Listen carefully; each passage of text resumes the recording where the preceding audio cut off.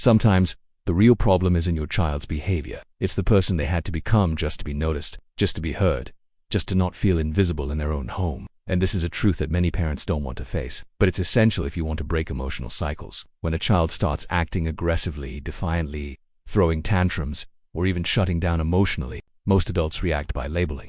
They're spoiled, they're stubborn, they're impossible. But few people stop to ask, what's behind that behavior? A child doesn't just wake up one day and decide to be difficult. No child chooses, on purpose, to be annoying or disrespectful. What happens is that, over time, they learn that certain behaviors are the only way to get their parents' attention. If the adult only responds when the child screams, the child learns to scream. If the adult only pays attention during a tantrum, the tantrum becomes their language. If the adult only looks up when things get out of control, then acting out becomes the norm. And here's something else.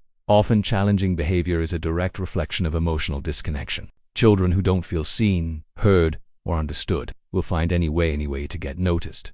Because for a child, even angry attention is better than being ignored. Now, think with me. How many times has your child tried to talk to you, and you answered with a distracted nod? How many times have they called for you while you were glued to your phone, working, or lost in your own worries? How many times was the only moment they got your full attention?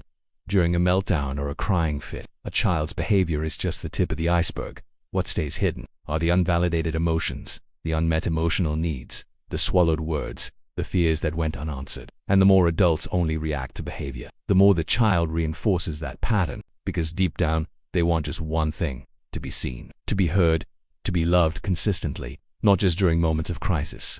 That doesn't mean accepting any behavior. Limits are necessary, rules are important, but before you correct, you need to understand. Ask yourself, what's behind this? What is my child trying to tell me through this behavior? Many times, what looks like bad behavior is actually a desperate cry for attention, a sign that emotional connection has been broken, a silent scream for affection. And when adults start looking at children's behavior with more compassion, everything changes.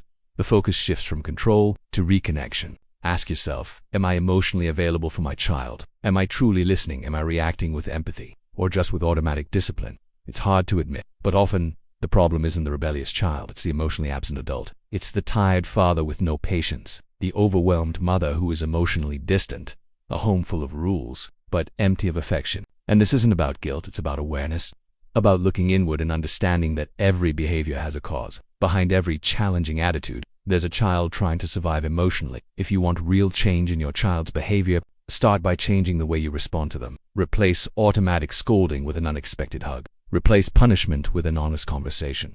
Replace yes with focused, empathetic listening. When a child feels seen, when they realize they don't have to scream or misbehave to get attention, behavior starts to shift. They understand they don't have to become the adult of the house to be noticed, that they're allowed to be a child, to make mistakes, to feel, to trust. So next time your child acts in a way that irritates you, take a deep breath and ask yourself, is the problem really the behavior, or the adult they had to become just to get me to notice them? The answer may hurt, but it could also be the beginning of real transformation. If this content touched you in any way, leave your like, write in the comments what you felt, and share it with someone who needs to hear this today.